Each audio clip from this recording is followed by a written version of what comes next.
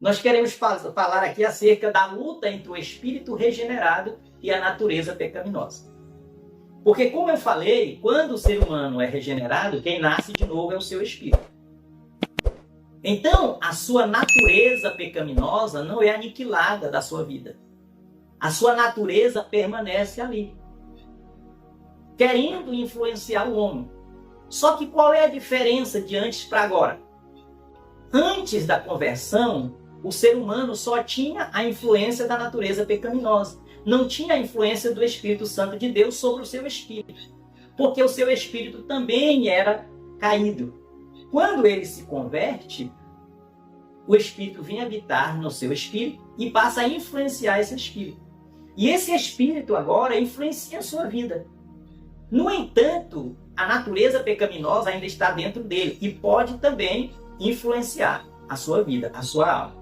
Então veja que agora a alma é o centro das decisões. E antes ela não tinha escolha, porque sendo pendente para o mal, todas as suas decisões eram para o mal. Só que agora ela tem a influência do espírito dela que está regenerado. Mas como ela ainda está em um corpo físico, a natureza pecaminosa ainda está nela. E agora a alma ali, ela é influenciada e ela tem que decidir entre fazer a vontade de Deus e fazer o que é próprio da sua natureza. E é aqui que nós temos essa luta do espírito regenerado com a natureza. Quando é que a alma vai fazer o que o espírito quer ou o que a natureza quer?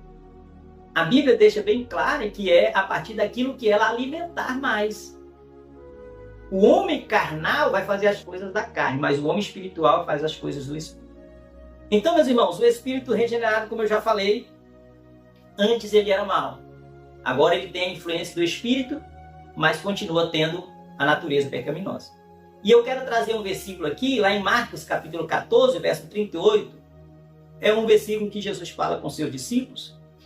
E olha o que ele diz para os seus discípulos. Vigiai e orai, porque para que não entreis em tentação. O espírito está pronto, mas a carne é fraca. Quando o Senhor está falando aqui acerca da carne, ele está utilizando-se aqui da palavra carne para se referir à natureza pecaminosa. E veja que Jesus disse, o espírito está pronto, mas a carne é fraca. Por que o espírito deles estava pronto, mas a carne era fraca? Porque os discípulos já tinham recebido o Espírito Santo dentro deles. Eles já andavam com Jesus, eles já estavam convertidos. Então, eles já tinham a morada do Espírito Santo em si.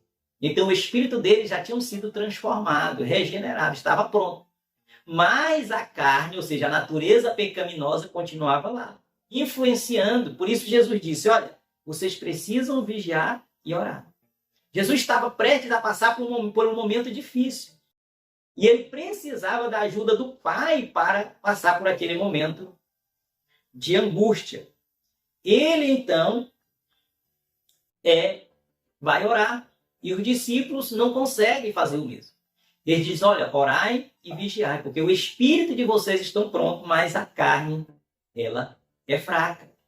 Então, a natureza, ela continua nos influenciando. E nós precisamos alimentar mais o nosso espírito para que essa carne continue mortificada, continue aprisionada, sem influência em nós. Olha outro texto interessante, o texto de Gálatas, capítulo de número 5, vai falar exatamente das obras da carne e das obras do espírito. Para quem você pender, para onde a tua alma pender, você vai praticar através do corpo determinadas obras, determinados feitos. Então vejam, meus irmãos, o que diz o texto de Gálatas 5, do 16 ao 17. Digo, porém, andai em espírito, e não cumprireis a concupiscência da carne. Porque a carne cobiça contra o espírito, e o espírito contra a carne. E estes opõem-se um ao outro para que não façais o que quereis. Olha só. Há essa luta. E ele diz, andai em espírito, e não satisfareis a cobiça da carne, os desejos da carne. Então, quem você alimentar mais, esse irá prevalecer na sua vida. Então, neste conflito entre carne e espírito, a nossa alma ela pode pender tanto para um como para o outro lado. Se ela pender para a carne, ela manifestará as obras da carne. No entanto, se ela pender ao Espírito, ela manifestará os frutos do Espírito. Então, veja que a alma está em meio a este conflito entre Espírito e a natureza pecaminosa. E ela é influenciada e ela tem que decidir. E ela decide a partir daquilo que nós alimentarmos mais na nossa vida. Se nós alimentarmos mais a nossa carne, a alma penderá para a carne. E então, o que o corpo manifestará é as obras da carne. Ou seja, as obras da natureza pecaminosa.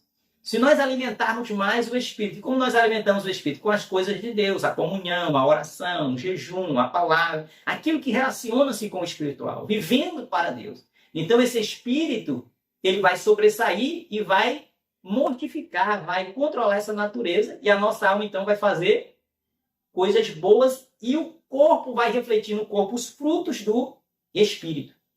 E quais são então as obras da carne e o fruto do Espírito?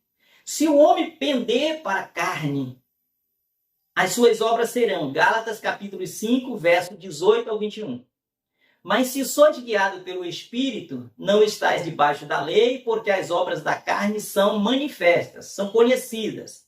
As quais são? Quais são as obras da carne? Adultério, fornicação, impureza, lascívia, idolatria, feitiçaria, inimizade, porfias, emulações, iras, pelejas, dissensões, heresias, invejas, homicídios, bebedices, glutonarias e coisas semelhantes a esta, acerca das quais vos declara, como já antes disse, que os que cometem tais coisas não herdarão o reino de Deus. Então perceba que as obras da natureza pecaminosa todas são contrárias aos princípios de Deus. E resultam em quê? Em impedimento desta pessoa entrar no reino do céu. Então, mesmo que você tenha o Espírito Santo de Deus, você ainda corre o risco de ceder às concupiscências da carne. E se você pende às concupiscências da carne, você vai começar a praticar todos esses tipos de obra, ou alguma desses tipos de obra, o que vai te impedir, nos impedir de entrar no reino de Deus. Porque tais coisas vai de encontro ao Espírito de Deus, à vontade de Deus para nós, que foi colocada essa lei no nosso espírito. Mas, em contrapartida, meus irmãos, se você, se eu alimentarmos o espírito e o nosso corpo e as nossas decisões, a nossa alma pender para o espírito, que é influenciado pelo Espírito de Deus, ela vai em quê? Ela vai refletir e vai produzir os frutos do espírito. E quais são esses frutos? Continuamos em Gálatas capítulo 5, verso 18 ao 21. Continuando, mas os frutos do Espírito é amor, gozo, ou seja, alegria, paz, longanimidade, benignidade, bondade, fé, mansidão, temperança. Contra estas coisas não há lei. E os que são de Cristo crucificam a carne com as suas paixões e concupiscências. Se vivermos em espírito, andemos também em espírito. Olha que texto poderoso. Os frutos do espírito são o quê? Só coisas boas. É amor para com todos. É alegria. É paz. É uma pessoa longânima. É uma pessoa benigna, que só busca o bem com todos. Uma pessoa bondosa. É uma pessoa cheia de fé. É uma pessoa cheia de mansidão, mansa, humilde. É uma pessoa que tem temperança, que tem cuidado. E diz que contra essas coisas não há lei. E aqueles que são de Cristo, eles crucificam a carne, as suas paixões e concupiscências. E ele termina dizendo, se vivermos em espírito, nós andamos também em espírito.